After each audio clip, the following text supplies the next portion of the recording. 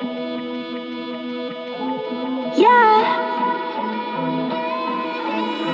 This boy, I've been this boy, find it. Today, our guest is none other than the most Shazamed DJ on the continent. He's opened up for the likes of J. Cole, Swizz Beats, and TLC. DJ Akio is a lifelong basketball lover and an expert voice on the sport. Lastly, he is the founder and organizer of Strictly Soul, the hottest R&B link-up in Africa. I'm so excited to be chatting with him and honored that he accepted the invitation to be our very first guest.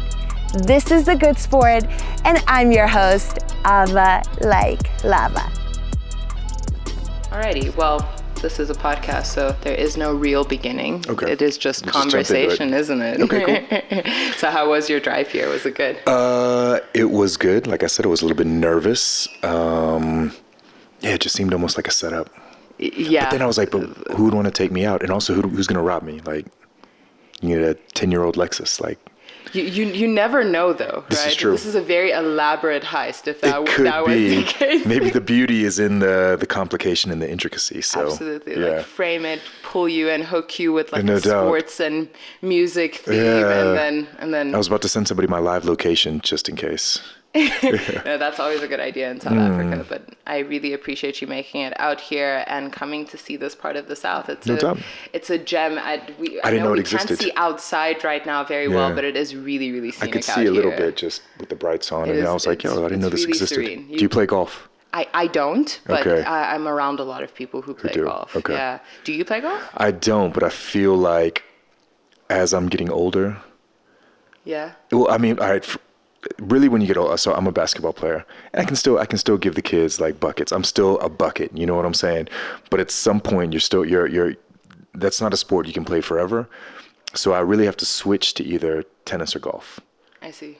And I have a history in tennis, so I'm good with it. But at the same time, like maybe golf could be fun too. You know, I think I'm like at that point in my life where I should like look into it. If I'm not wrong, like what I've noticed and observed from people who play tennis, from people who play golf around me, is that no matter how good you get at the sport, you have a lot more bad days playing it than you have good days playing it. Whereas I imagine tennis would be more rewarding in the long run. Like the more you play, the more predictably you play. No doubt. But maybe joint impact would be higher. For sure. But then you switch to doubles, and then you're running around this. I think that there's like a progression you can go as you get older. You can still play tennis till you're like 65, 70. It is a very maybe. cool sport. It is. It's a dope sport. I mean, I feel like if I was going to play golf, I would have already started by now, just because I'm surrounded by it. And it's one of those sports that no matter how much I'm around the lingo, I cannot pick up on what people are talking about at all when it comes to like the terminology and the slang around golf. Yeah. Like a birdie, what is a birdie? You know, it's still lost on me. And like the descriptions are so vivid, but like it doesn't make any sense to an outsider that's listening in. So growing up, we had Mario Golf. Yeah. It was on the what system was it on? Was it on the Wii? No, I can't remember. But anyways, Mario Golf taught me everything I needed to know about golf. And then there was Tiger Woods Golf too on Nintendo that like put you on. So I love that. I mean, I did play golf on Wii. Okay. But that was already very, very good. Good swing and like those ones. That was a lot of fun. So I'm gonna start with like the thing that fascinated me most from the beginning. Okay. Is what we share in common. Both of us seemingly have no real roots or reason to be in South Africa. I mean, except emotionally. Yeah. Emotionally. Right. I would love for you to expand on that. No So doubt. how did you get here? So, I mean, do you want like the practical story or the existential story? The existential story, for sure. The existential story is, I believe that, and this was actually told to me by Moonchild Sinelli, and she said, you know, the universe will take you to where you're supposed to be if you allow it. So the key part of that phrase is that if you allow it. And I think that as humans, we spend most of our life kind of fighting against maybe what we're supposed to be doing. I think maybe the amount of people that are actually doing what they were put on this earth to do is probably like 5%, 10%. I've got no statistical backing for this, but I'm just throwing it out there. You know what I'm saying? So I think even, I think as you grow up, you have a lot of pressures, whether it's from your parents or from society or financial pressures or all these things that kind of tell you where you're supposed to be or where you should be, or what you need to do or what career you need to pursue or what type of woman you should date or any of these types of things. And I think a lot of times we don't allow ourselves to be where we're supposed to be because we let all these other outside things come in. So, you know, I think for me, I never, like, Africa and South Africa was never on my list of places where I wanted to live. But at one point in my life, I started being like, okay, cool. These things are kind of falling in place. So let me go there. And then once I got here, things started happening again. So again, you know, I had pressures. Like, I remember I was 4 years in, and my father, you know, both my parents are immigrants in the U.S. My father's from Japan. So very, very practical, logical, pragmatic. He hit me up and he's like, yo, what's your address in South Africa? I'm going to send you something. So this is now, I think 2010, 2011. I'm 3 or 4 years into DJing, hosting events full time. So I'm like, oh, okay, cool. Dad's going to send me something. He never sends me anything. This is interesting. So, probably like a month later or something like that, I get like a little package in the mail. And I open it up, and it's law school applications. Oh, geez. You know? Wow. So, again, that's like additional. And at that point, I was not making money. So my goal when I was living in Cape Town during this time was to live off 100 Rand per day. So, essentially 3,000 Rand per month spending. And then I had my rent, which was back then not bad. It was like 3-bedroom house. I think we're paying like 2.5 each. So, I only needed like 5.5, 6,000 Rand to live for the month. I remember thinking during those days, I was just like, man, if I could just make 10,000 Rand a month off DJing, I'd be so happy, you know? So I wasn't doing well. I mean, I was happy. It was one of my favorite times as a DJ. It was just about passion. It wasn't about money. So it was still kind of in that moment where my parents were just like, and my dad in particular was just like, yo, what are you doing with your life? You know, you got degrees. Like, why are you out here? Also, they don't understand like the concept of, making a living from entertainment as well. So it's very foreign to them. So, you know, I think that was a situation. There was also a situation when I moved to Johannesburg. I was dating a girl out here, but also at one point I felt like in Cape Town, it had run its course. I was there 4 years. I had done everything that I could do, and I still wasn't making that 10,000 Rand a month. So I was like, let me go to Joburg, try things out with this girl, and then also it's a bigger market. Let me take it on. So I got here. I think me and the girl, we broke up like quick. So I was like homeless for a while. Then I hustled this mansion in Northcliffe. It was like the most ridiculous hustle of all time. So me and a girl named Zaki Ibrahim, who's a singer from Canada, Julian Kubel, who's the head of Bhutan, and a guy named DJ Reiko, who was like my partner at Cool Out at the time. We all moved into this mansion. It was like 7 bedrooms and a huge property in Northcliffe and like a guest house on the property. We didn't have any money. So we lived in this big house. All we had was tea, rusks that Reiko would steal from his parents' house, and weed. And internet. That was like the weed and the internet was the only thing that we were spending money on. And then during this time, oh man, okay. So we just started Cool Out. So at this point, we started the Braamfontein movement. So nobody was doing anything in Braamfontein. So we started Cool Out. There, things were kind of picking up, but nobody was really giving us any gigs or any money. The store is about to turn real dark. I'm so giving y'all a warning. It's about to turn dark.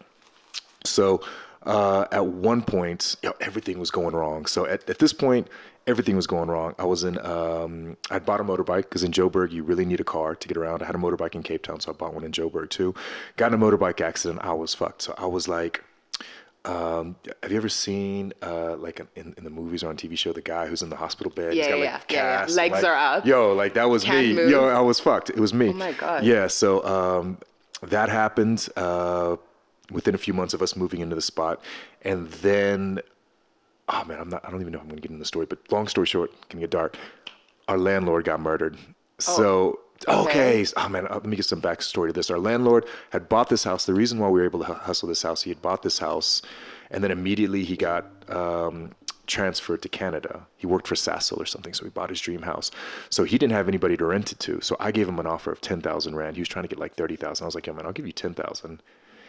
And, you know, he's like, fuck, all right, I'll take it. You know, it was either 10,000 or nothing. Yeah, so he took it.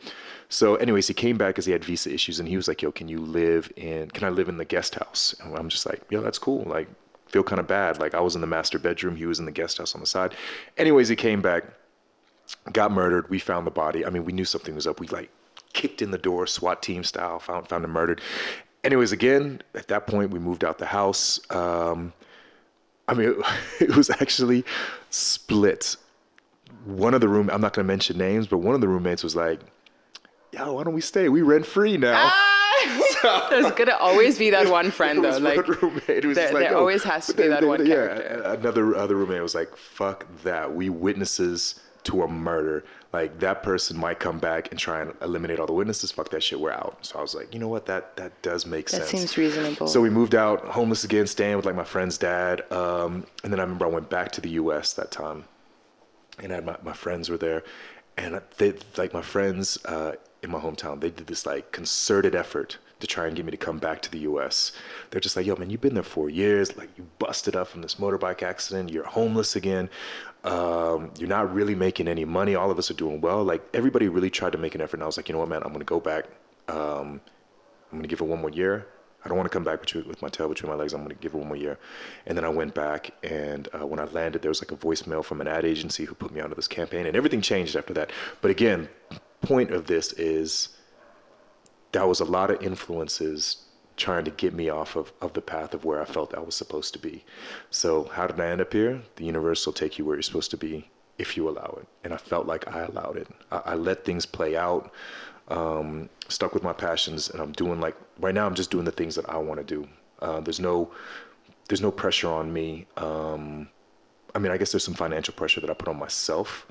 But in terms of like what I'm doing with my life and career, everything that I'm doing right now is my own vision. And I have, you know, a team and people that are backing me, that are helping me achieve the vision. But again, it's like we spend so much time in our lives fighting against who we're actually supposed to be. Yeah, totally. I feel like entrepreneurship in general is like a choice to like live as freely as you want to and decide where you want to make your sacrifices and what you want your stresses to be. And I guess my first question, to go back in chronological order of where this began, is what was that first spark of South Africa being put on your map that became the first domino in a chain of dominoes that brought you here? So I was studying in Amsterdam. I was getting my master's degree in Amsterdam. I had a friend. I was hanging out with other musicians. I was DJing. I was like the student DJ, did all the res parties, had my own nights at a couple spots. And a friend of mine was dating this girl who was in international development. She did her field work at Bush Radio in Cape Town. And she came back, told me about her experience, put me in touch with the director of Bush Radio. And then we just started communicating about doing a youth development project using hip hop. Because at that point I'd graduated. I was like, all right, I don't want to do something with my degree, which is international relations, but I love hip hop. What can I do? So we started communicating about this project. We put it together, started fundraising, and then I got an internship at the International Criminal Court. So I went there for 6 months. Then they offered me a job, so I stayed for a year. But I was just, that whole time, I was just saving euros, man. I didn't eat out. I cooked all my meals when I'd go out. I'd have a flask. Like, I was just saving so much money because I was like, I need this money for when I go to South Africa.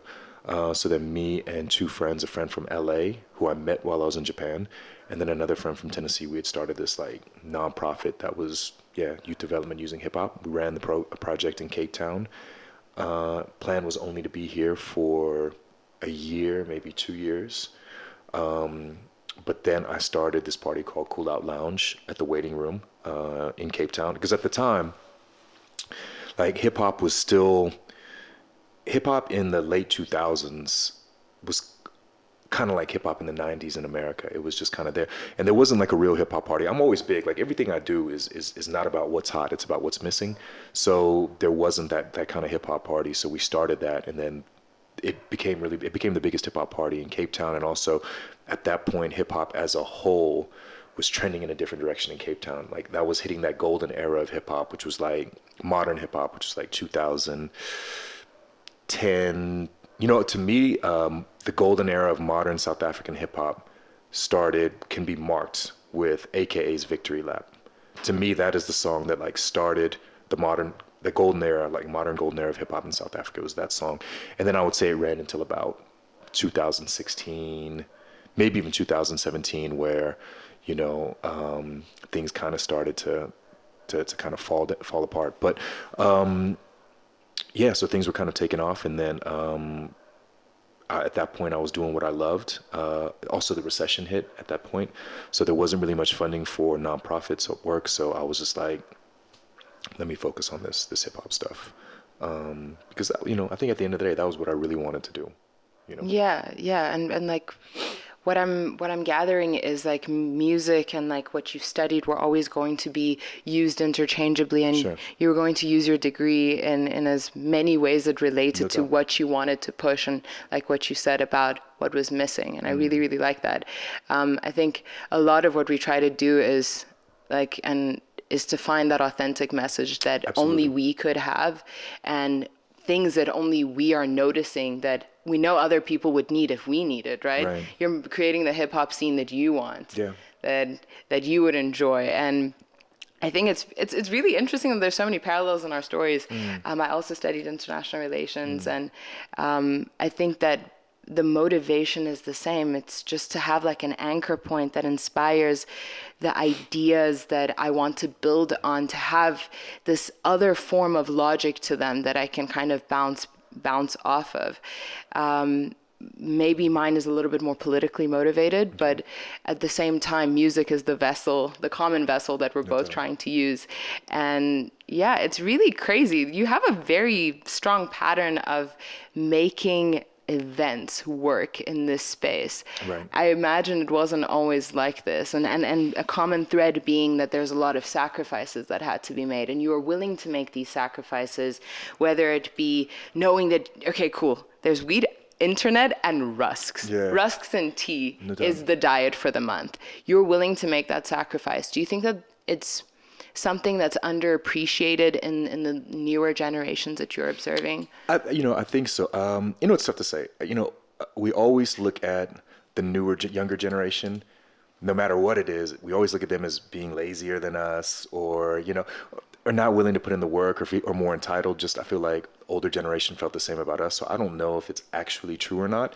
But I think for me, I've always had a work ethic, like from the beginning. And I think the other thing is like, even from an early age, I was always good at bringing people together. That was always like a skill. Just building a community and network and like getting people together. So it was only much later that I was in a position where I learned how to monetize it. Even like when we were in Cape Town, Cool Out was the biggest hip hop party, and we made 1,500 Rand each, which was split 3 ways, 500 Rand. I had no idea how to monetize what it was that we had. The bar was killing it. They were killing it.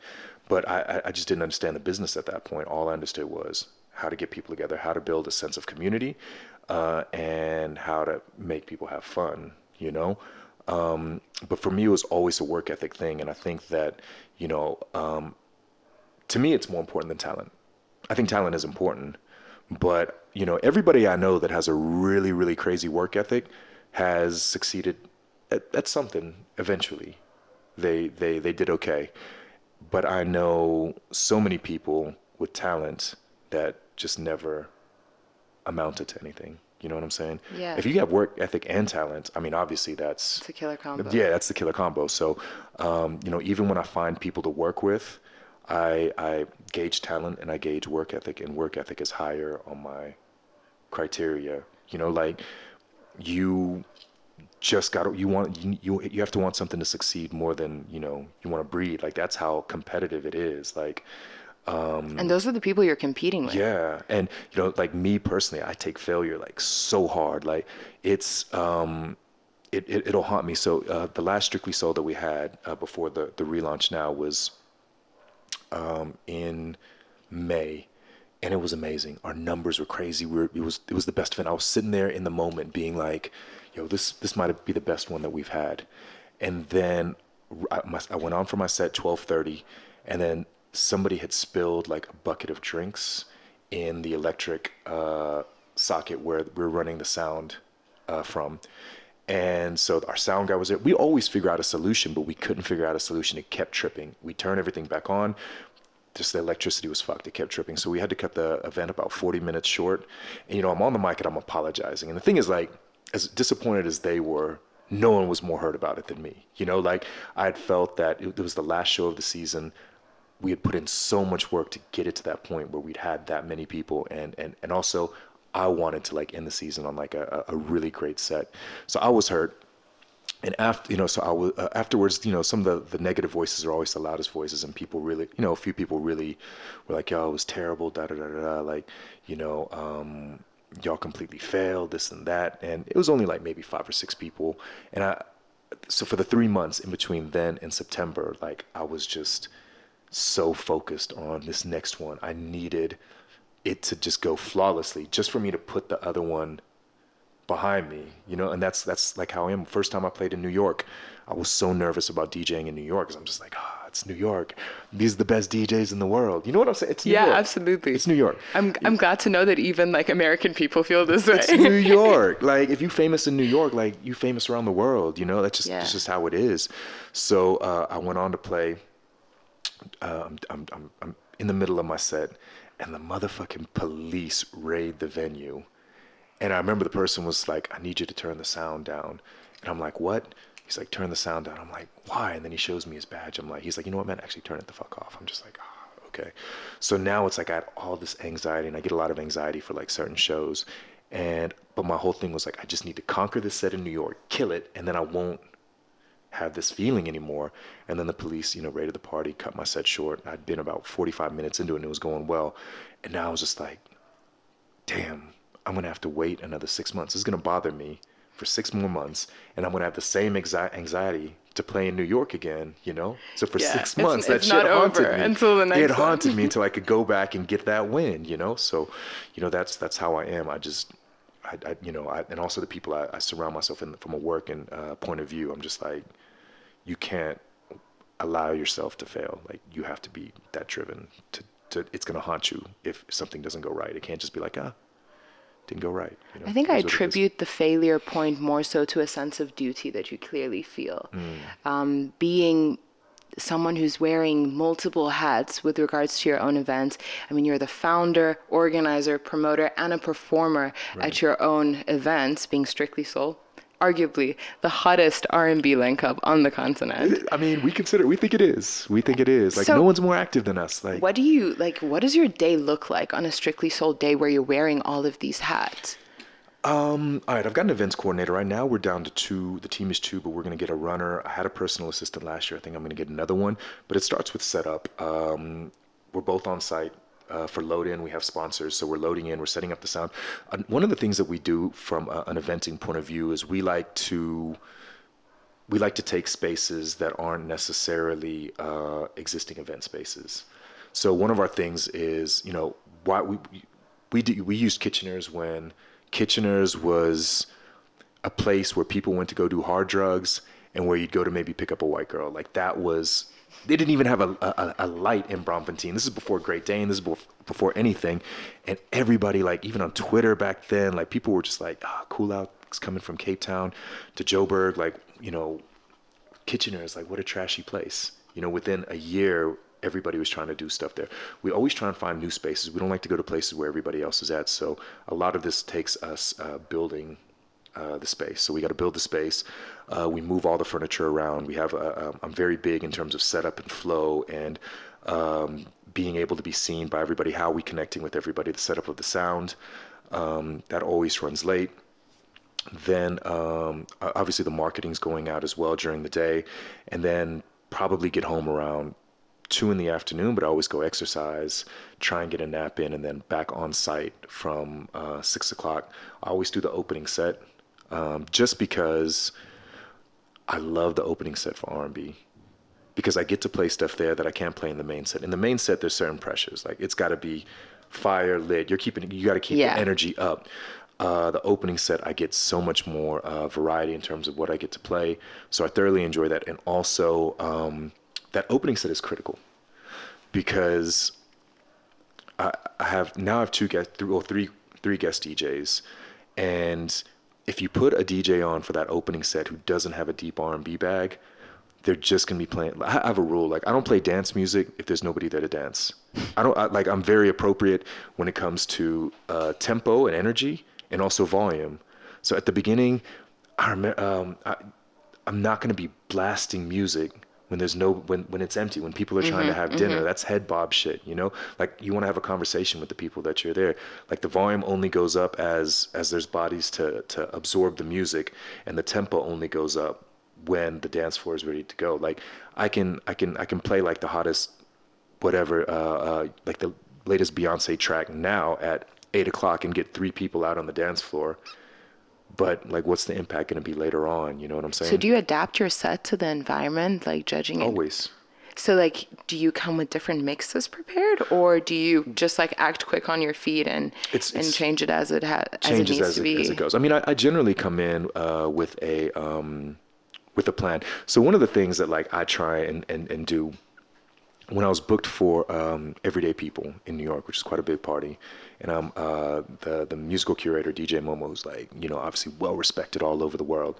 I played before him, and I'm very big on, I'm not trying to play, if I'm not the main set, I'm not trying to burn the hottest tracks. I'm leaving that for later, because you can kill it, but if you play all the hot tracks earlier, the main DJs or the promoters there are going to be like, you'll get a good response from the audience, but the people that actually it matters aren't ever going to book you again. Playing the long game here. Yeah. So one of the best compliments like I got is he came on. He's just like, bro, you killed it without playing anything. He's like, you left me everything. Like you didn't play any of the songs that I was going to play. Like, thank you. So that's one of the things that like, if you can do that at my events as well, I even give you a musical brief that tells you like kind of the energy you want to have, because if we pick it up too soon, and also we start at like, I think 7 o'clock. If you bring it up too soon, then people aren't going to have the same energy that you want at like 11 o'clock, 12 o'clock, you know? So, and also with R&B, we're sticking to a certain genre. So there's a finite number of like songs that you can go through. So I always play the opening set. I hang around, and at the event, it's very tied to who I am, you know? So I try and make myself available. So anybody who came there to have a conversation with me, I try and make sure that they get that time to have the conversation with me. I greet everybody. It makes a big difference, you know, like when you're so closely associated with the brand that everybody kind of feels like they have access. And that's even another thing, like it's Strictly Soul, we never have a VIP. You know, we've got our celebs, influencers, all of that. But if they booked a table, cool, they got a table. If they didn't book a table, they standing like everybody else, you know. Everybody's accessible. And that's kind of like what we like about the party. So the whole time I'm greeting, just making sure everybody feels like they had my attention for however long that they wanted it. And then I'm also just kind of paying attention to the sound, the music, making sure there's no problems. And then also I'm clocking what everybody's playing, because I also try to make sure that we'd never play the same song twice. It does happen, but I'm paying attention to the music that's being played, and then the progression of the songs as well.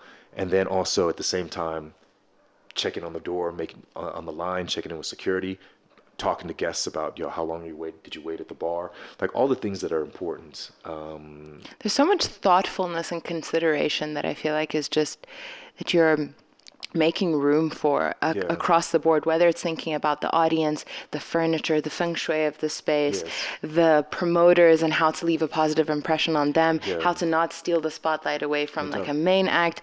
I mean, how did you develop this type of approach that, now you're obviously doing with your own events, but where did this start? Because it's so across the board in so many different areas that I think I just, I've now been 15 years in the game doing events, and I think I just learned, but it's also just seeing spaces that work. Like another thing, like to me, that's huge in an event is lighting. So one of the things that like, the events that we do, the management of the bar, lounge, whatever, they know, don't fucking touch the lighting. Like Akio's gonna do, because I'm very specific. At this time, it gets slightly darker. At this time, it gets a little bit darker. At this time, these lights go off, but then these lights come on. Like I'm so specific about that. But I think it's just over the course of time, learning kind of what went right and what went wrong, and also just taking different things from different venues. And I'm also just, when I go to parties, I'm just like, I'm paying attention as well. Oh shit, I never thought to do something like this. You know what I'm saying? And then sometimes things happen by accident and you're just like, oh shit, that worked. Let's continue to do it. I really like that. Do you think that there's been a lot of influences from international events, whether it be, your university days, playing in those, uni gigs in Amsterdam, and because I feel like there's a lot of thought being put into this that I don't know if we can take for granted is being done across the board in the eventing space in South Africa in particular. For sure. What kind of impact did that standard early on, play in what you expected from yourself and from your events? I think there's a lot of creativity that goes into events, across the world. Not that we don't do it here, but so I don't do winter. So every winter here I go on tour. Summertime, Northern Hemisphere. So I do the US and Europe. And part of it is I don't like winter. The other thing is it's fun to travel and DJ, and it's just like I've got these little once a year communities that like I hit, But the other thing is that it challenges me as a DJ, and then also the other thing is it inspires me as an events promoter. So all these different events that I'm going to, that is almost like I'm doing my research, just to see, okay, cool. What are they doing in the U.S.? What are they doing in Europe?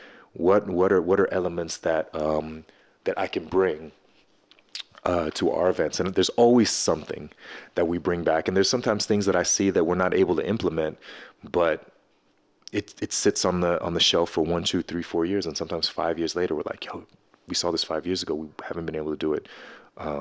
Let's do it now. So I think that going out and experiencing things, going to other events is important. I that's another thing I do try and make it a point.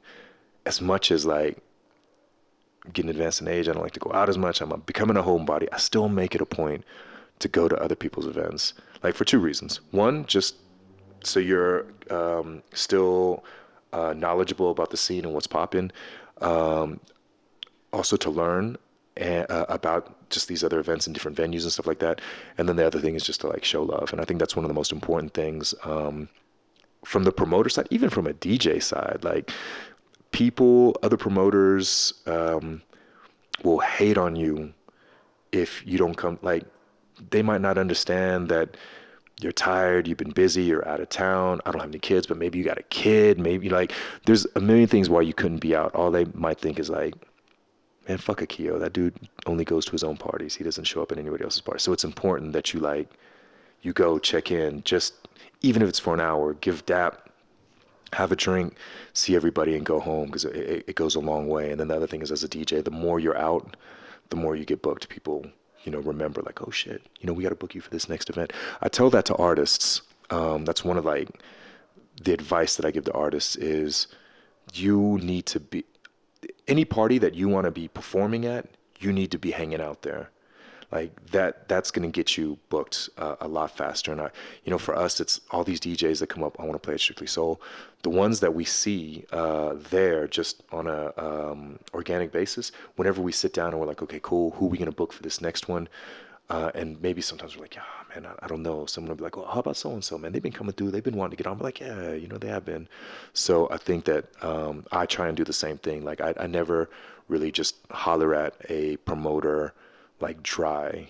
I'll go by the event once or twice. And usually that's enough. After that, they'll hit me up like, yo, why don't you play? But if I've been by once or twice and I still really want to play, then I'll hit them up. Be like, yo, I love the event. Really cool vibe. Would love to play there. And I think that's just like a big part of it is actually making yourself present in the spaces. It is. And a common thread that I'm picking up on is, be there and provide value to other people. Yeah. Try to position yourself as selflessly as possible from the beginning. Be ready to serve other people. And and the opportunities will come to you if you are just will. absolutely making yourself present in those spaces. It's actually advice I could take myself because I am a homebody. Yeah. And I think that is gotta one of be the out. greater obstacles in life. Yeah. You know, to each artist has a different method, I guess. But the point being that to go into the spaces you want to be in, you actually have to make yourself present and invest in those spaces. I think, and like another one of the advices that I give, like artists, is, you know, people will fuck with you for two reasons. They love your talent, and they love you as a person. You could be untalented, but people just love you. You will still get bookings, and like, you know, you'll still find your way into certain spaces. So one of those two things. But if you can have both, if people love your talent and they just fuck with you, they're like, oh, I love this person, I want to help them out in any way possible. Like, you'll find yourself with so many opportunities. But in order to achieve that, they fuck with you. You have to be out. People have to get to know you. They have to, they have to spend time with you. They have to have those conversations. And I think, like, for me, the reason why people fuck with me is because of like these engagements. And I'm one of the things I'm learned is I'm good at one thing, being myself. So I'm always authentic in my conversations. My memory's not good. I might not remember the conversation we had, but in that moment, we had like our moment. We talked about things. It was deep, and just always being there for people. And, through that's how you're creating these other opportunities, especially like overseas. Like, there's people like the DJs, the promoters, that side, they ride for me. Like, when I hit them up for the summertime, they make sure that they come through. And it really goes to being out and having those moments, spending time with people. Yeah, I get that. I think my one assumption has been that maybe I'm going to take the scarcity approach. Yeah. Like, people need to get used to not seeing me so that whenever I do pop up, it's like a special occasion. You can do that, which is where I feel like I'm sort of at now, because I'm never in town, but I've laid down the groundwork. Definitely. You know what I'm saying? It's not a replacement for that. It's not a replacement. That you investment really is necessary. Have to do it. And that's, again, it's one of the things that I found about my rise here is, for some reason, there's just people who in South Africa, and now that we're doing shows all over Africa, there's people in this continent who look at me, this Japanese kid from the US, and they're like, that's the dude I relate to. That's the person I see myself in. You know what I'm saying? That's where you want to be as an artist. You want people to see themselves in you, whether it's your personality or your lyrics or something. Like, it's the relatability that creates that I fuck with them. Yeah, the resonance element of the brand. I get that. Is that what makes you the most Shazamed DJ on the continent? Well, that's the DJing. That doesn't have anything to do with my personality. Well, how does that happen? Can you elaborate on that? Because I'm trying to figure out, like, how does it work? Is this original music? Are these mixes? So once I claimed Shazamed? that, so back when I put that in my bio, that was in the Future Beats era. Okay. So what I miss about the Future Beats era was the SoundCloud, basically SoundCloud music. In those days, it reminded me, like, I've been DJing so long, I used to DJ with vinyls. You know what I'm saying? So back in the old days, when you played at a party, your set was very unique because you could only play the vinyls that you had. Then once MP3s and everything came in, everybody had access to the same music. So there's a time period where that shifted again, and that was the SoundCloud era. Because during the SoundCloud era, you would just, I had like one day per week where I would just smoke weed, and then I would just go into the rabbit hole of SoundCloud. You just listening to music, clicking on new things, trying to find stuff that nobody else had. So then when you would play that music at a party, everybody would be out there trying to Shazam it. I love but that. They couldn't get it because, this is the era of, it was just kids making music in their bedrooms, This is K-Tronada before K-Tronada was K-Tronada, you know what I'm saying? They're not even necessarily on all the distribution platforms. It's just a SoundCloud sole exclusive mandate on this song. So that's where that part of the bio came from, was I was doing my deep dives on SoundCloud and playing this music that nobody could find, they could get access to. That I love. That is really, really impressive. I've been trying to figure it out. I've been trying to wrap my head around exactly how it works, but that's a really, really cool story. Yeah. You said you were DJing on vinyls. Like, what is that like? Like, difficult. It's hard. Again, that back at those, technically it's so hard for multiple reasons. One, you're not like now in modern day, you're getting all your BPMs immediately. You can see where you're at. Back then you had to like try and figure it out on your own. I mean, you would mark your records, but you're still changing the tempos. That's one thing. Two, you're working with needles. Like you didn't have cue points. You had to start it. You'd have to have markers there. Also, the quality of the vinyl was different. So you'd have one vinyl that was pressed really well. There was a single, so it'd be nice and loud. The other one would be so soft. You'd have to balance it. So it was like a couple things. One, we used to play songs all the way through because to quick mix was just so difficult because you'd have to pull everything out. You'd play a song all the way through and then mix on the last hook. It was difficult, but it was fun because, like I said, every DJ had their own unique style because you only had the records that you had. You couldn't just go and download a song like everybody else. So everybody was very unique in their tastes and preferences. And the other thing I loved about it was the actual shopping for records. So when I first started DJing in Japan, it was my roommate and I. So we'd throw a party. We'd make like $150 each. When was this?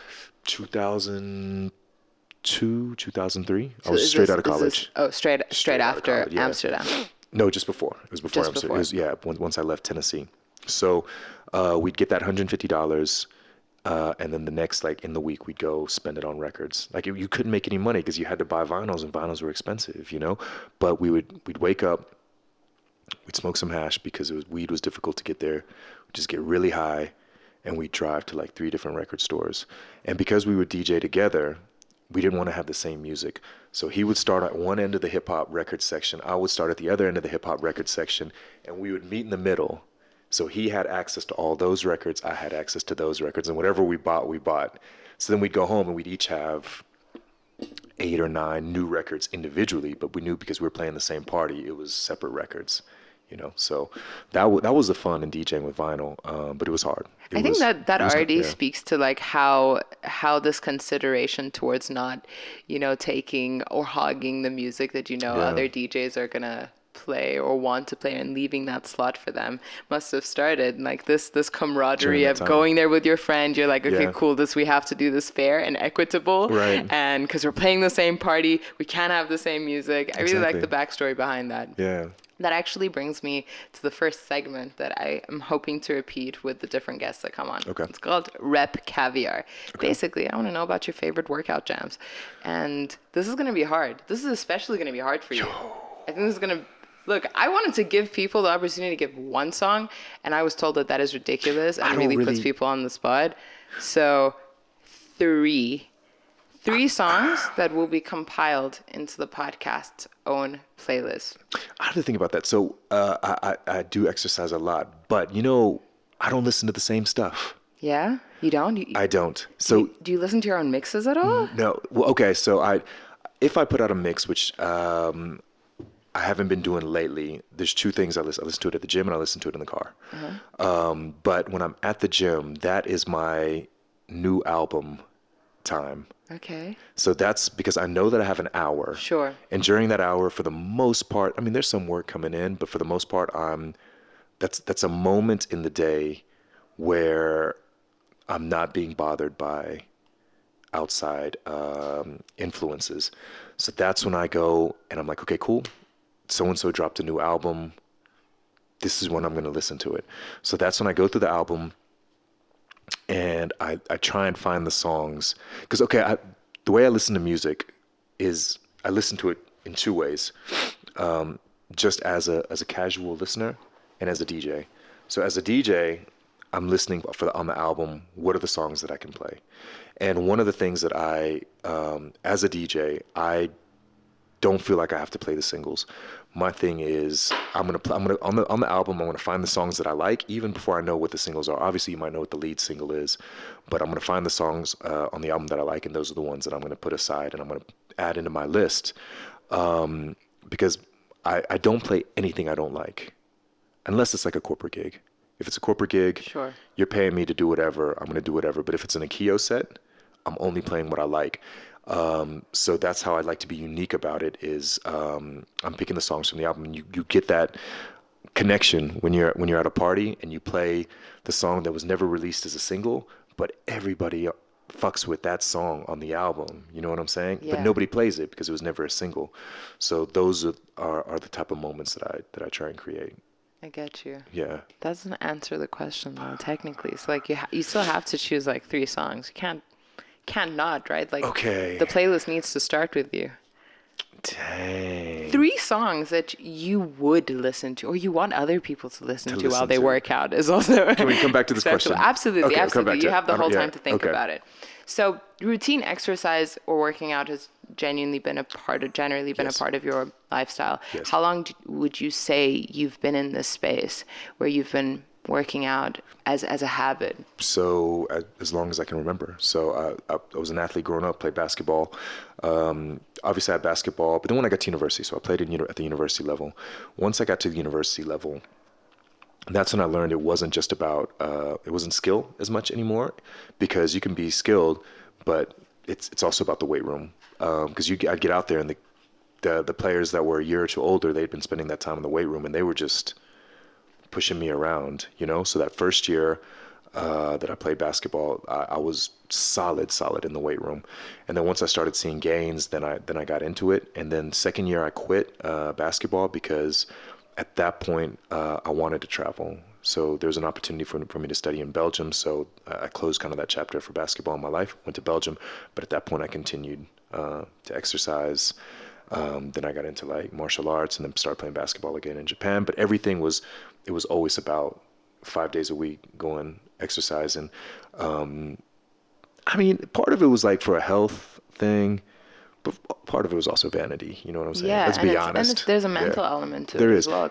And it goes back to the whole discipline thing, which I'm big into discipline, you know? So just getting up, going and doing that, making that a part of your day, just allows you to be disciplined in other things. Like I believe in discipline and conditioning, especially as well, like conditioning your mind to like one of the things for me is like for big events, but big events are new events. Like, I mean, I got a lot of anxiety in general. I feel like I'm an ambivert, you know?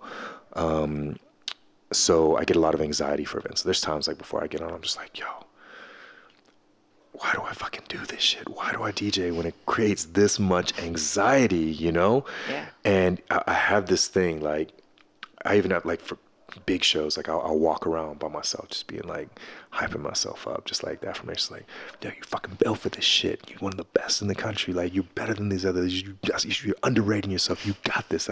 I'm just pacing, like, by myself. I could never do this with anybody else around, but I have to do that. Yeah. Just because I'm just like, my heart is bracing and I'm just like, yo, you know? But what it does is it happens so much, but every time I force myself on stage, you know, and then I get it done. So that translates into my regular life when there's just things that I got anxiety about, I'm scared to do. I'm just like, you know, I'm just so conditioned for that to not stop me from doing something, you know? Do you think that like working out like and at the capacity that you've played basketball professionally, do you think those habits remind you of what you're capable of, or there's an analogy I think here that there's that you can pushing draw? some stuff. So I mean, I played at the university level, and in Japan, I played we made it to the second division. So I guess it was like kind of semi-pro, but it was, I think there is a certain level of like the same thing with pushing yourself to get on stage when you're scared, pushing yourself from a physical point of view when your body tells you you're tired. I think that those are all things that kind of push you forward in life. But even that, man, it's like, when I look at people training, there's this one show, I was in between moving from Sandton to Rosebank. I had 1 month where I had to hang out somewhere before I moved in. A friend of mine, she let me stay at her place. And she was watching something on Netflix. It was like a cheerleader show. I can't remember what it was, but it was like this Like one of the Bring It On movies? No, it wasn't Bring It On. It was like okay. it was like a series where they followed this like one school in Texas that was like one of the top cheering schools. Okay. So it was like it was a reality show to a certain extent. You know, it was a reality show, but it wasn't a competition. It was like a documentary. Docuseries. Yeah, docuseries. And when I was watching that, and I was seeing how much these cheerleaders, like how much they fucking push themselves, I'm just like, bro, I'm not even getting 10% out of my body than that I could if I was working as hard as these motherfucking cheerleaders, like they putting in the work. So, you know, I think that, and it goes back to also just like, when you look at, again, I'm a big basketball person, NBA, you know, and there's, you know, Kobe Bryant is like such a, like icon in terms of, mentality. You know, they call it Mamba mentality. When you get to the NBA, everybody's more or less the same physically gifted. What makes the stars, the people who are the best, is the work ethic and the mentality. You know, because a lot of people, and I've realized this also even within the entertainment industry. The first guys that I work with in Cape Town, one of them, he wanted to get free shoes from a sponsor and be able to take home any white girl he wanted. He was a rapper. Once he got that, he was working hard. We were both working hard. And then once he got to that point, he was showing up late, last one in, first one out. Like you could see that his you know, he didn't have the same vision, while me and the other partner, I wanted things beyond that. And then at one point we had to part ways. And I've seen that with other people I've involved in within the hip hop industry. They worked really hard to get to a point where, let's say they were making, till they got a BMW.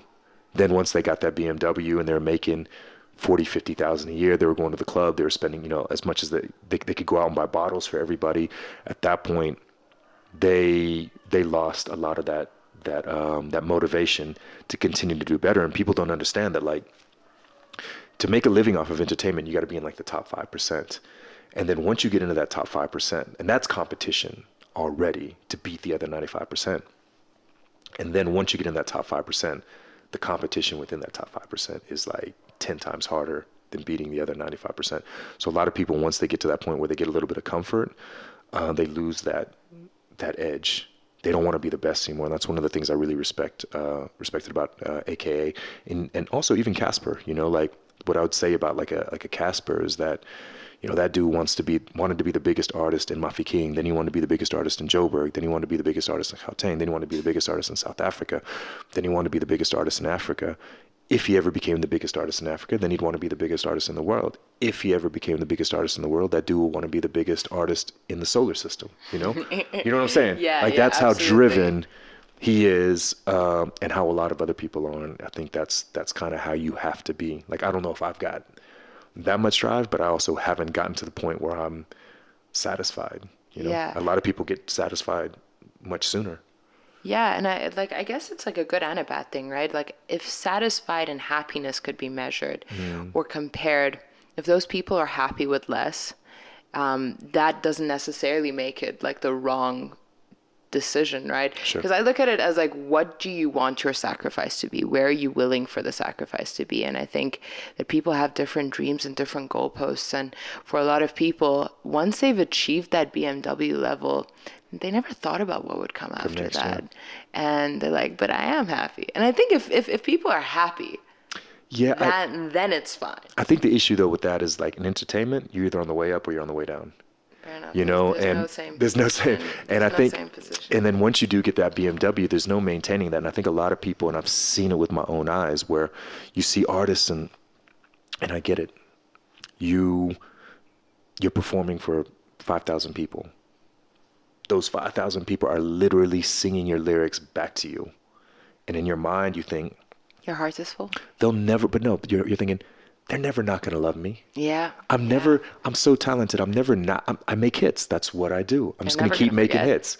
But fans move on when there's another artist, or when your projects get older, continuing to just make hits. Very few people do that. Yeah. Most people have a timeline of maybe 2-3 years. So, you know, you have to really capitalize on those moments, or be hungry to keep going. You know, I think it's like in entertainment, if you're an average lawyer, you're still doing all right. You know what I'm saying? You might not, you know, you might not be a partner, you might not be raking it in, but as an average lawyer, you're doing okay. You're doing okay. Yeah. You just be average. You don't have to take want it away anything from you. Like you've already earned that You're position. there. You can be an average accountant. Competency. Same thing. Average accountant, you can have a decent living for yourself. You can send your kids to school, whatever. But if you're an average artist, it's a very zero-sum game. Yeah, it is a very zero-sum game. So I think a lot of people maybe just have to be honest with themselves and evaluate on what is it that you actually want. Did you want to achieve a BMW level of wealth? Because you don't have to be an artist to do that. For sure. That's also like a big part of it, is assuming that this is the route to get to that car. But this is like one of the worst routes to get to that car if the objective is the car alone, right? Yeah. Yeah, I get that. You know, the first time you met me is not actually the first time that I saw you. Okay. So we were at Sports Scene for the launch of the playground. DJ Doo-Wop's team was playing. Yes. The basketball thing. Yes, the basketball thing. Yeah. No, I didn't want to describe it as the basketball thing, but if Akio is going to describe it as the basketball thing, I'm happy with that. No doubt. So that they had like a team of musicians playing another team of musicians, and I was there to support Doo-Wop. And I just remembered, like, the game was over, and suddenly there was like this sudden death round of someone from the audience. Each team had to pick someone from the audience to shoot the bonus points. Yes. And I just remember someone from Doo-Wop's team so decisively, like, looked into the crowd and pointed at you. And you were standing all the way in the back. And I'm like, how can you be so sure? Yeah. I'm like, what do I not know? Like, what is about to happen? And then you proceeded to sink every one of those shots. And I was just like, I think I was just as surprised as everyone else around me. But I was like, okay, cool. This guy, I don't know. Is this orchestrated? Confident. Is this planned? I have no idea what's going on. The next week, I bump into you. We're at the same event. And I just remember coming up to you and being like, aren't you that guy? Aren't you that guy? Yes. Okay, now I remember. I remember because you came up and then you're like, the basketball guy. And I was just like, yo, nobody has ever like come up. Like you said, DJ, cool out, da-da-da. And you were just like, so I'm just like, yo, where could you possibly know me? It's the basketball guy. All I had seen is like this guy who sinks every single shot that he takes. I was so confident. So I distinctly remember you said something that stayed with me, and perhaps that is the reason that you're here on my couch right now in my living room. You said that you turned your enthusiasm / obsession of the game into becoming a presenter for the NBA in Africa. So what would you say is the roadmap of like turning your enthusiasm into becoming an authority on the game that you love? So, you know, I think in these days, we have the privilege of social media.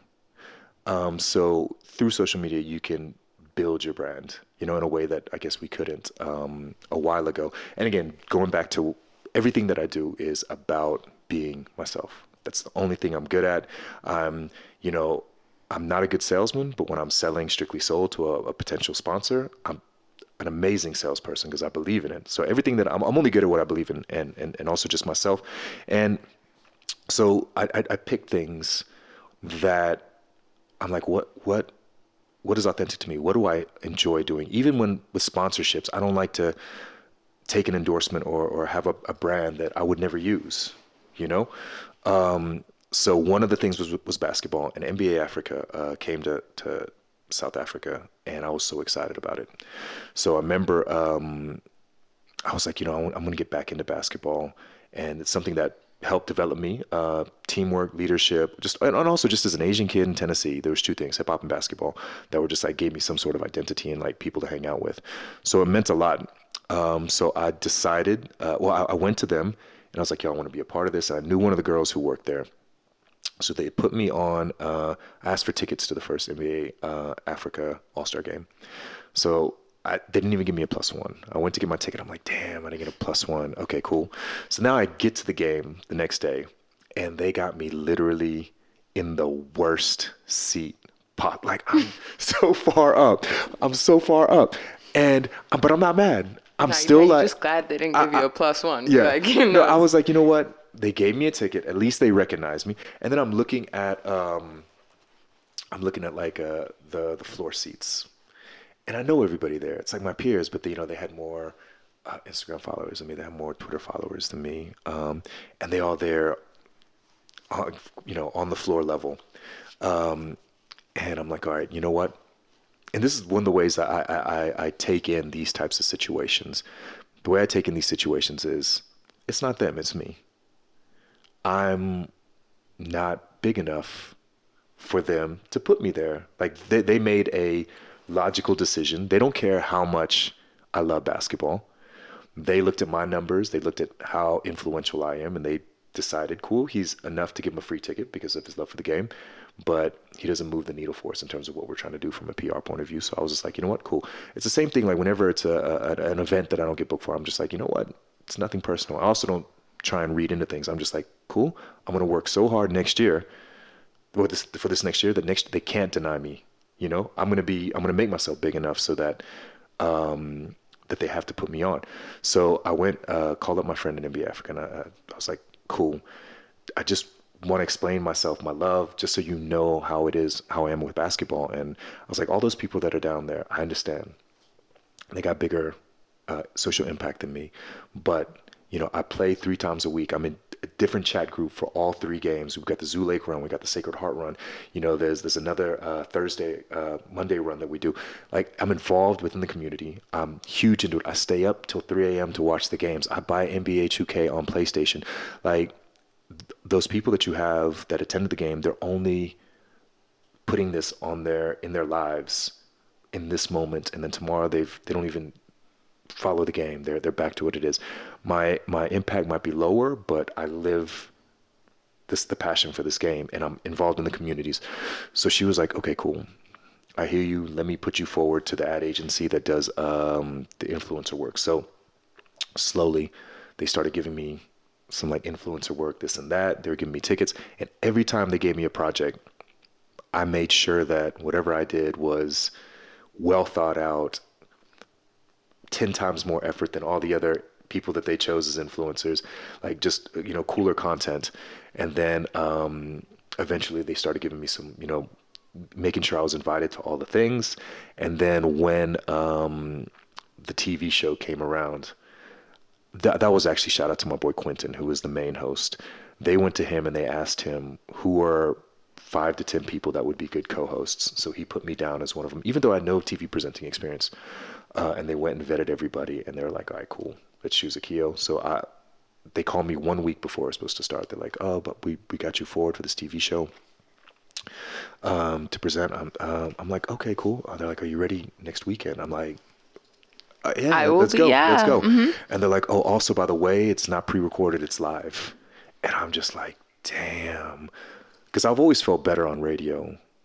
I'm just more comfortable. On TV, I'm like, I feel like Ricky Bobby from Talladega Nights. You know, I'm just so conscious. I'm like, what do I do with my hand? You know, like I'm I'm like, yo, am I standing right? Like, do I look funny? Yeah. You know, so then being on live TV, but then once it started and I'm just there being myself talking basketball, it was so natural. And again, I'm not a good TV presenter or a host unless I'm hosting or talking about something that I'm actually passionate about. I get that. I mean, I think that's like one of the best advices across the board for any artist as well, is you can sell what you are. Right. Don't try sell something that does not compute in your world. That is not something you use, that does not represent you, that does not represent your lifestyle.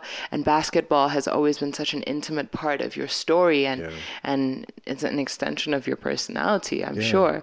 Like, who put you onto basketball? Because like sports found me as an adult, I would say, especially like as something that I consider my own and something that I'm trying to hone and build more anchor points of my character and life around. Right.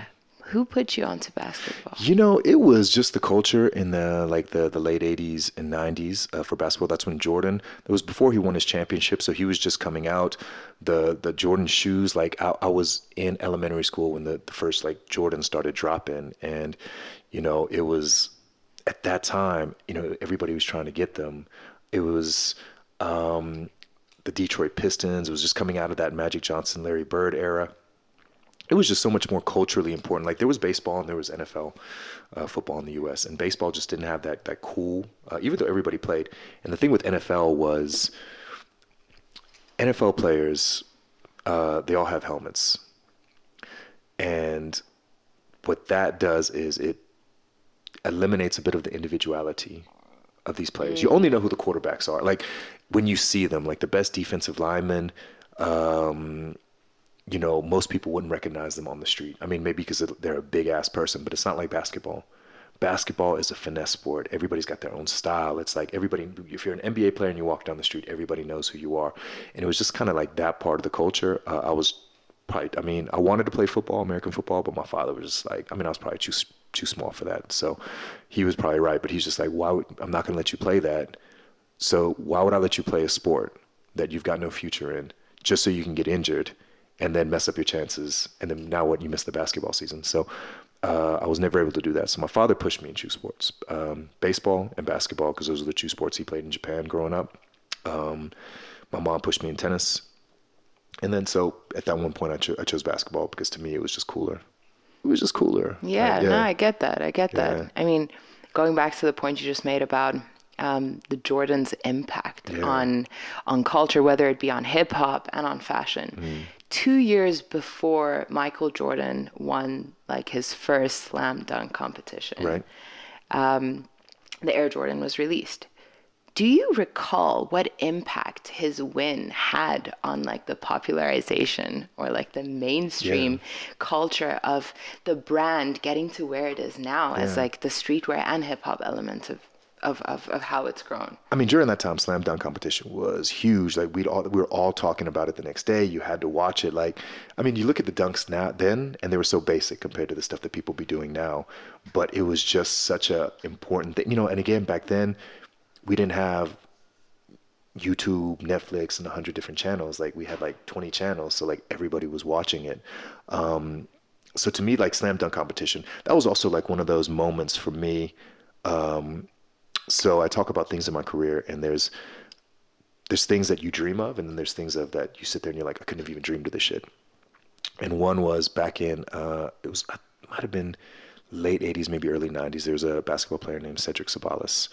So he was in the slam dunk competition, and he won one year.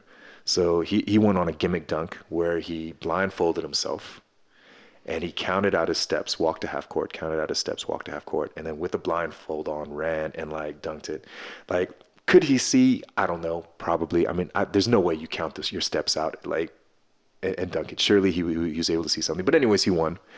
Cedric Sabalas. And then when NBA Africa came here, they booked me to DJ a party, and Cedric Sabalas had turned into a DJ after he had retired. So now I'm DJing back to back with Cedric Sabalas. And then that was when I was like, I saw this dude win the slam dunk competition blindfolded when I was in like elementary school, and now I'm DJing. Like, that's something that you can't dream of. There's certain things. We opened up for Nas at the Castle Light show, and for me growing up, Nas was, you know, top, like one of my top MCs, and Illmatic was like, you know, to me, classic album. So posters on the wall. So that's something you dream of. Any songs you would put in your Rep Caviar playlist? I don't know if from Illmatic, but yeah, I've got one or two now. But yeah, so that was something I dreamed of. Open up for Nas. You know, that's something I dreamed of. How do you celebrate those kind of milestones? Because like, if you let those moments pass you by, I mean, of course, you will get lost in the magnitude of how special that moment is to you. But how do you make sure that you really lock in how big of a win that is, like, for the child in you and like the inner child? So in the moment, I try and take it in. I'll pause and try and take it. It's a weird thing for me. I take it in, and then I get super depressed afterwards. Like, after the moment, after I take the time to bring it in, I get super depressed because there's this moment that hits and just like, damn, you just did something that you've dreamed of, something amazing, something that you've been putting in work. You know, if it's a big concert or something, you've been working on this for 6 months, invested so much money, and it's a success. You did everything right. And then it's like, I'm like, but what's actually changed in your life? Are you actually happier? It's such a weird thing. I get so depressed. Like, after one of those big events, the rest of the crew is just having the most fun celebrating, and I'm just, like quiet in a corner, just like, man, I want to go home. So it's weird, but I think it's something that must come with leadership, though. I don't know, maybe. And from driving your vision. Yeah.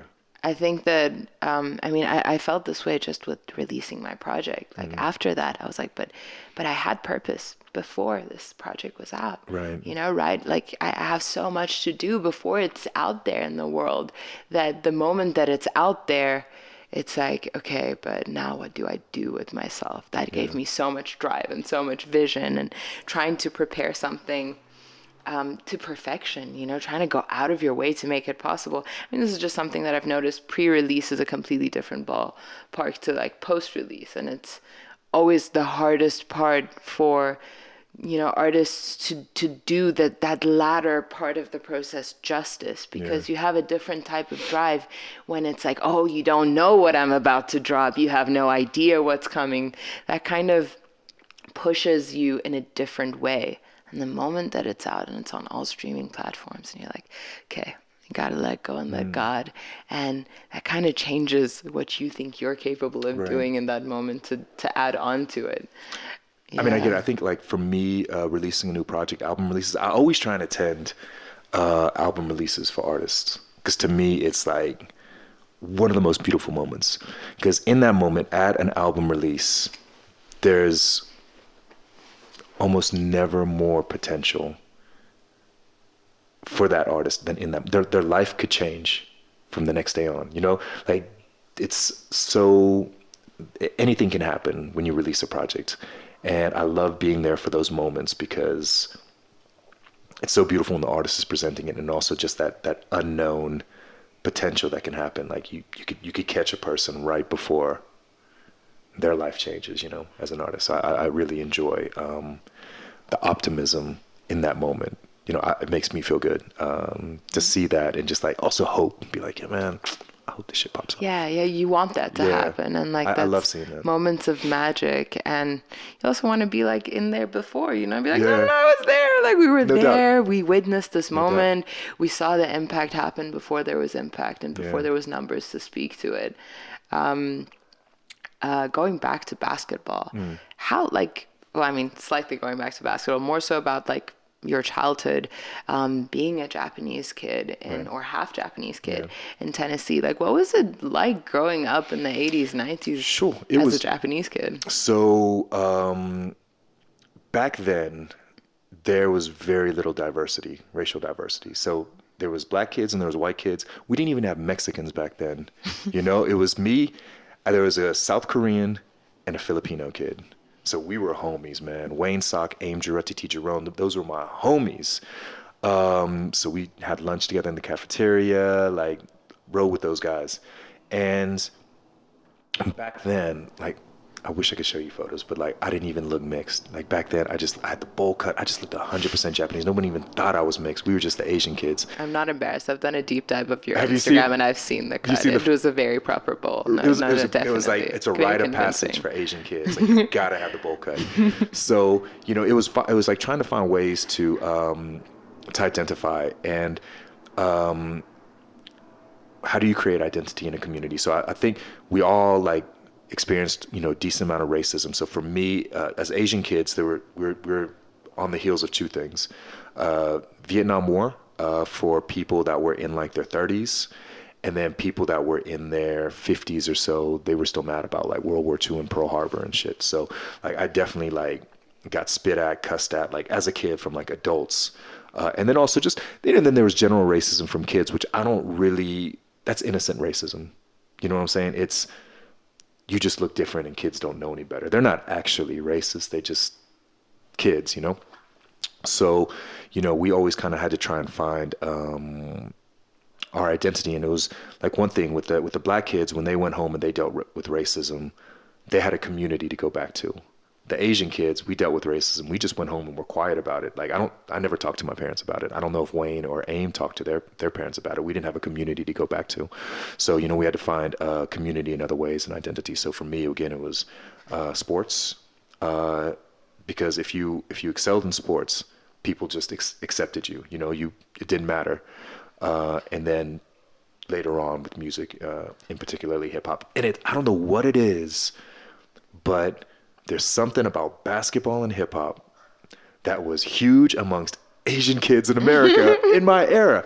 Like I was watching that show fresh off the boat, And the kid there was like the exact same as me, like big into hip hop, also the R&B, like just big into basketball. I'm just like, I don't know what it is. Like, why did hip hop and basketball relate to Asian kids growing up so much? And I think it has to do with we didn't have our own identity, you know? I mean, I guess the one thing that we kind of had going during that time, I mean, Bruce Lee always held it down for us as Asian kids. Like that was one thing when it came to people were always question, like, didn't really want to start shit with us because they just didn't know if we knew martial arts. That was one thing. Bruce kept us out of a lot of fights. You know, you didn't even have to know martial arts. You could just fake it a little bit and people would be like, you know what? Sound bites, you know? Let me not fuck with these guys. So, yeah, we didn't really have anybody to look up to. So, yeah. I think sports ends up being one of the main things that brings people together. Yeah. In this case, this is a diasporic community that's also a national identity. I mean, you were American. You knew you felt American, but it's a matter of like the rest of people that you're around also feeling that same way. And I mean, just in the more localized Iranian context that I got to experience sports, I just saw how it would bring together people of very, very different political ideology and thoughts and beliefs, and somehow become like the one thing we could all agree on. Yeah, I think so. I think also during the time, like there was a lot of nationalism and patriotism in America. And I think, and what you're saying used to be so true. And I look at it now. So the U.S. women's soccer team lost, I think, in the semifinals. And there were a bunch of like conservative politicians that were like, I'm glad they lost, because they're like, yo, these women say they're not proud, because I mean, there's a decent amount of like lesbians and stuff on the team and stuff like that, and they were also the captain of the team is a lesbian. She also like kneeled in solidarity with like Black Lives Matter and stuff like that as well, even though she's white. So there was like a lot of things. A lot of these conservative politicians like were cheering against the women's soccer team in the World Cup. And when I heard that, I'm just like, man, it's crazy how these culture wars and how things have become so politicized when it wasn't like that. No, it is crazy. And even I think it's because we attribute power to sports. So when people aren't happy with what's going on, they will also look at how they can use that same power in a different way and maybe use it as a weapon. I mean, just referencing Iran in this last men's World Cup, a country that has always loved football, the people felt compelled to stop supporting the national team because of the IRGC, which is the paramilitary wing's ownership of the team, which wild. The players don't have any control over it. Right. And it is very, very likely that all of the players, who weren't able to, in solidarity with the movement, the Women Life Freedom movement in Iran, take off their shirts or do proper celebrations that acknowledge the movement, their families are being threatened by people, it's everyone had stakes involved. But for a lot of people who are going day in and day out into these protests, they're like, but you guys represent us. But if you represent us, you have to do something. Right. And if you don't do something, you represent them. And so they withheld their support. Okay. And it became like the worst possible year for me to release a World Cup song half in my mother tongue, because it very easily looked like I was getting the messaging wrong. Sure. But, from my perspective, everything that I wrote about was about how, we belong in the game. And, in the Iranian context, after the revolution, one of the first things they did was ban women's entry into stadiums. Okay, snap. And so football became this gate-kept avenue for feminism and equality. Yeah. And for me, that's something that like the world doesn't know about, and something that has definitely been a big part of why I love sports so much, and why some of my earliest and fondest memories was watching my grandmother watch football. Okay. And my dad doesn't watch football. None of the men in my family, other than my uncle, they're not deep into it, but my grandmother. Interesting. So I associated with the matriarch. I associated with women, and that's what I wanted to make the song about. But yeah, timing sometimes is not of the essence. Yeah. But it is the power we attribute to sports that I think is ultimately responsible for how it's received. And that power, unlike a lot of other areas, that is the power of people. And for once, it really isn't the power of politicians. They don't have the full control that they may want to exert over it. It's a power in numbers. It's a power in culture, and it is a unifying force more than it is a divisive one. I like to think so. Yeah, I like to think so as well. This next segment is called Explain. Okay. I'm going to ask you a couple of quick questions. Cool. They're going to be like rapid fire questions on random topics. Okay. First one, is there such a thing as bad music? Yes, definitely. Well, I mean, I look at it from an opinion. Everybody's got an opinion, so there's definitely such a thing as bad music. What makes for bad music, just broadly? Because subjective things aside, like what do you think is the quality? I don't think that that's something that you can necessarily put a finger on.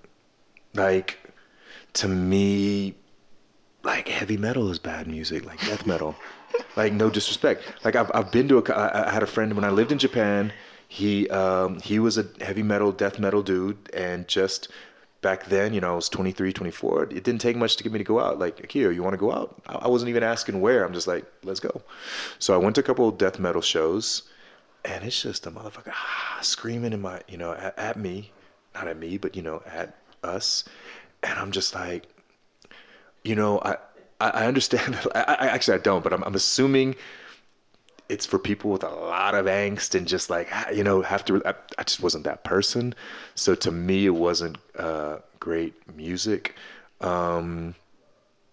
Also like, so I didn't get it, and then even like a lot, like some electro, like some really like hardcore EDM, like electro type stuff, to me is bad music. So do you think bad music is something we don't get? Is music that we don't get? You don't relate to, there's times when I'm driving, and for me, it's appropriate music for certain times, and I'll be driving, let's say it's the middle of the day, 1:00, and there's just a dude driving in his car, like smoking a cigarette and just bumping some like heavy EDM techno.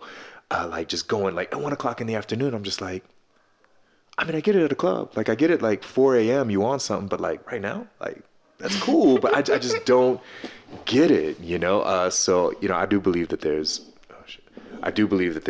bad music. Well, you gave a very decisive answer. So I'm going to trust your gut on this one. If you had to listen to one artist for the rest of your life, who would it be and why? I would say, I mean, just again, this is rapid fire, so I'd say Kanye West. I'm a huge Kanye fan, and also it's like if you're gonna listen to one artist, you want someone who's got a pretty substantial catalog.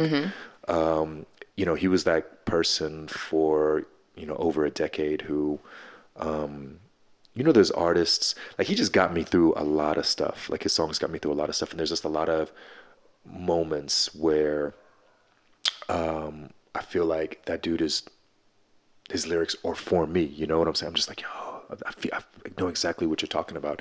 And I think people have this debate about Kanye in terms of people want to say, you can't say he's a top lyricist because he's not super technical. And I'm just like, but if you want to say he's not a top lyricist because he has, additional writers, I'll accept that. But maybe what you lose on technicality, that dude really, in his lyric, brings relatability. And I love how honest he is in his music. I think that's one of my favorite things about Kanye. And like when you talk about hip hop is oftentimes, and this goes back to why I love Strictly Soul.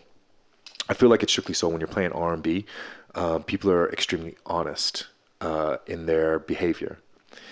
When you go to I love like when we're playing like, you can be playing like a Beyonce song and then you just see dudes like singing at the top of their lungs because it's a song that like their sister played or something that they knew, and they just know it. Now that they're hearing it, they know how much they love it.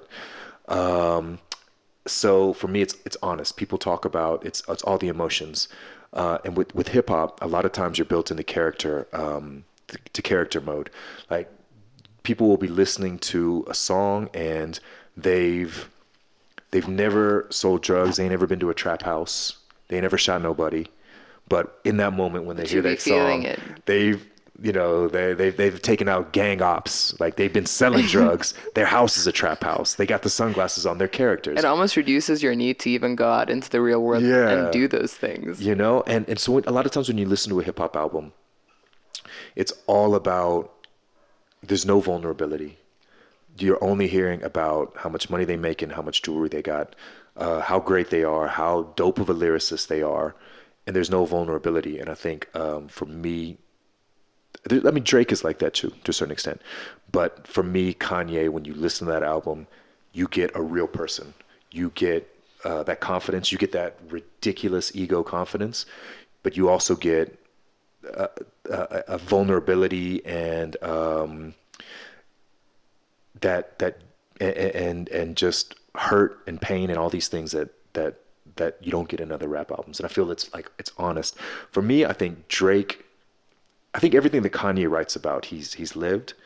With Drake, I think he's just so talented of an artist. He can just tell stories. He can be like, you know what?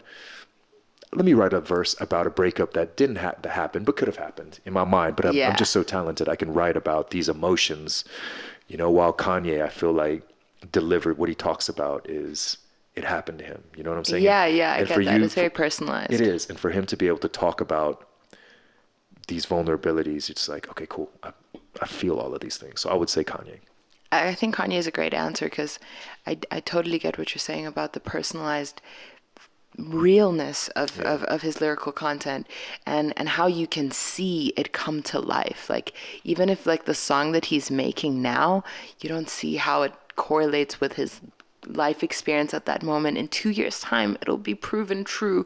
He would have foreseen that happening, which so many artists end up doing. And in the Drake contest, I mean, I like to look at Drake and think of him as a fiction writer because he is so vividly descriptive with his lyricism that you see yourself in that room. You see yourself as him experiencing that room. I agree. And there's just different strengths. But Kanye, beautiful answer.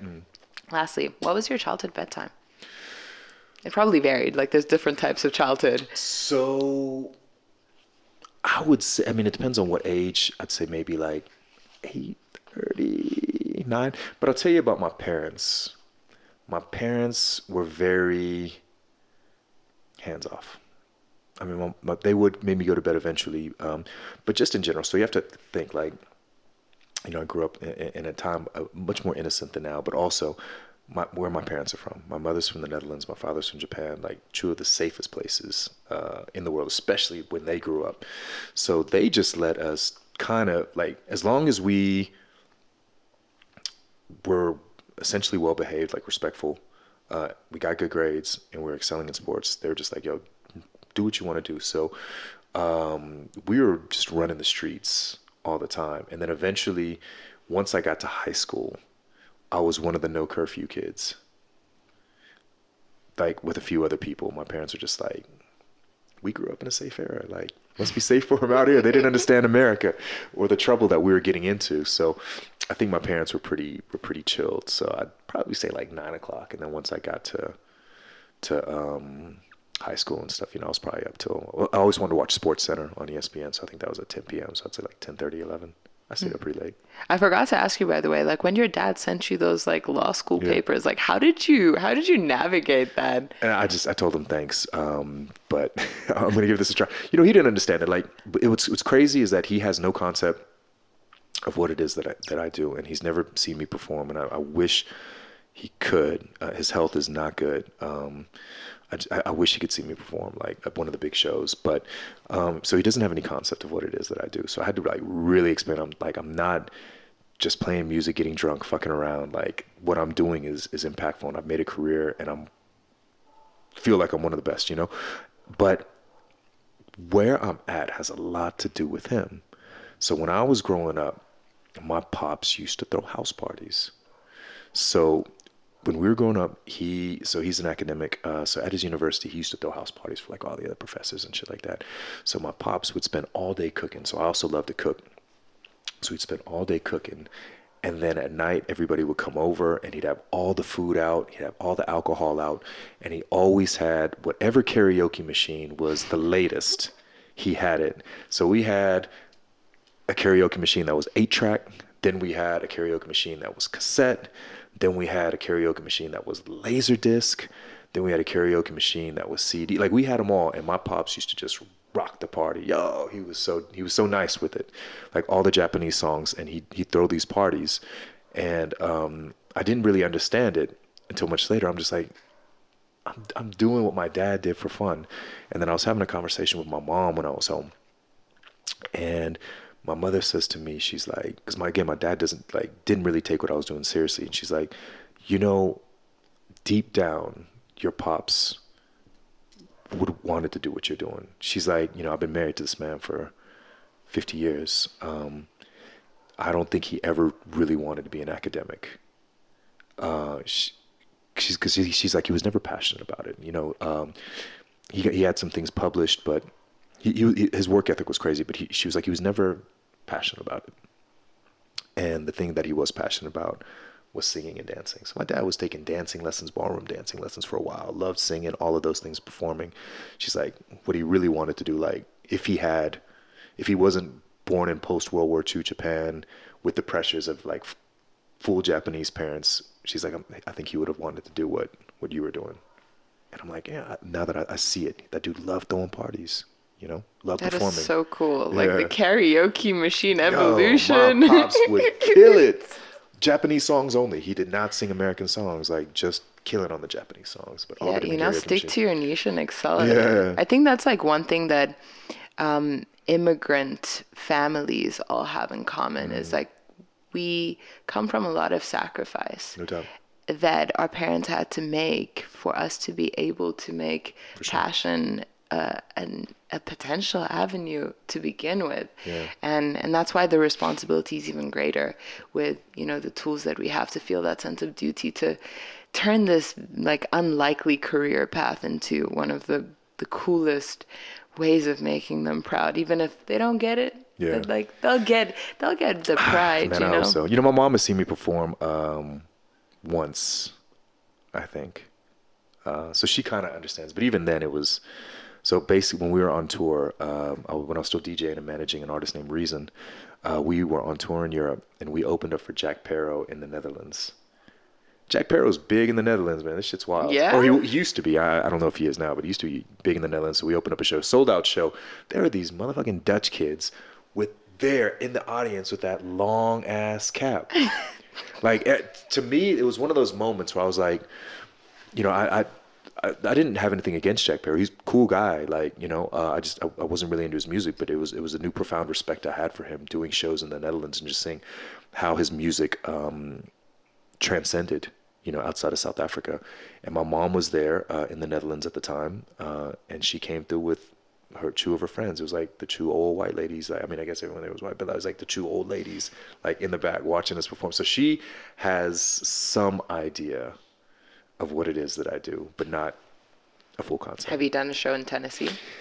I DJ some in Tennessee. The thing is like when I'm in Tennessee, that's kind of like my break because it's in between New York and LA where I'm active. So when I'm in Tennessee, I kind of like to not play, but I do pick up some shows. But the thing is, if they're gonna come, I don't want them to come to a 100-person event or like playing at a bar or something like that. I want them to come to a 500-person. I want them to come to something that I have a stamp on as an art. I want them to experience like what it is that I do for you. If I'm just playing at a spot, that's not. It's something that I do, but it's not who I am. Would it be ideal for them to experience Strictly Soul? It would be amazing. It would be amazing. Like, maybe if we do another show in Atlanta next summer or something, that can drive them down or something. That'd be beautiful. Cool. Yeah, that's a good dream. That's something nice to like look forward to. Yeah. To close off, yeah, I wanted to ask you to tell me about one book that's changed your life. Now, this doesn't have to be a self-help book that you're putting the audience on, but it can be. It just needs to be one book personal for you. Okay, I'll tell you one that there's a certain character who I really liked, and it was Dostoevsky's Crime and Punishment. So there's a detective, I think his name was Detective, started with a P. I can't remember, but one of the things that I learned from him was he had this, like, I don't know if you had the TV show Columbo. That's an old show. But what I liked about this detective, his whole thing was he always pretended like he was, not that he was dumb, but like not as smart as he was. And by doing that, he always got people to talk and kind of like expose themselves. And that's one of the things I learned. It's like, rather have people be surprised or underrate you than overrate you. The person who is trying to let everyone know that they're the smartest person in the room, that's not who you want to be.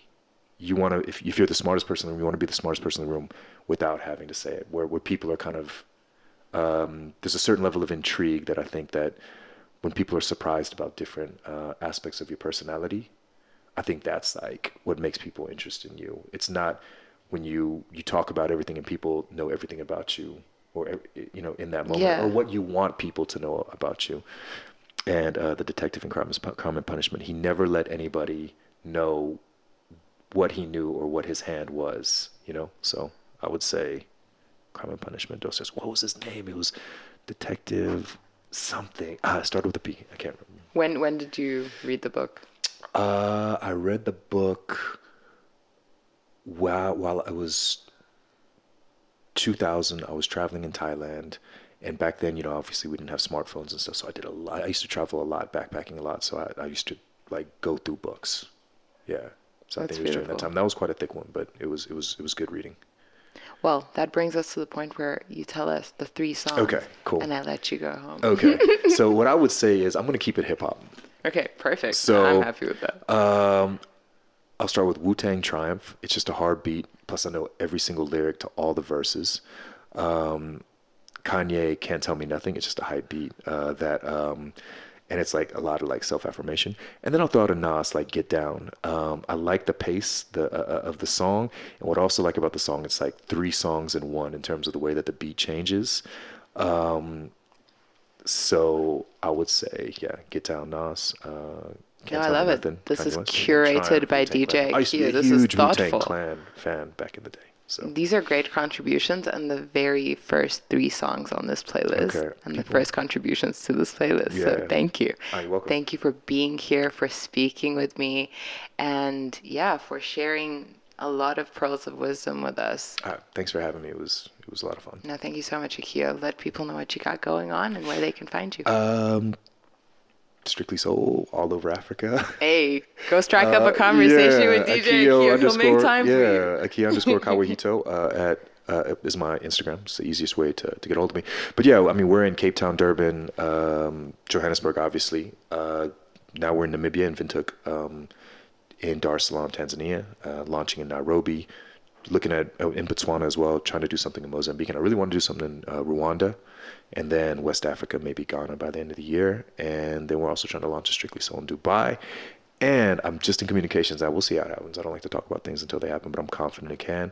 But I'm in touch with the R&B party in China, and they're talking about bringing me out. So I'm just like, yo, I could go to China and play R&B. Imagine. I love that. So that's where you can find me. I love it. Thank you so much. Thanks for having me. It was You're great. a good sport. Thanks. Hey! Yes, you! You made it to the end of our first episode. It means the world to me that you're here, and I hope you like and subscribe right now and join this very exclusive club at its inception. Love from me and our producer, Aiden. See you in the next one.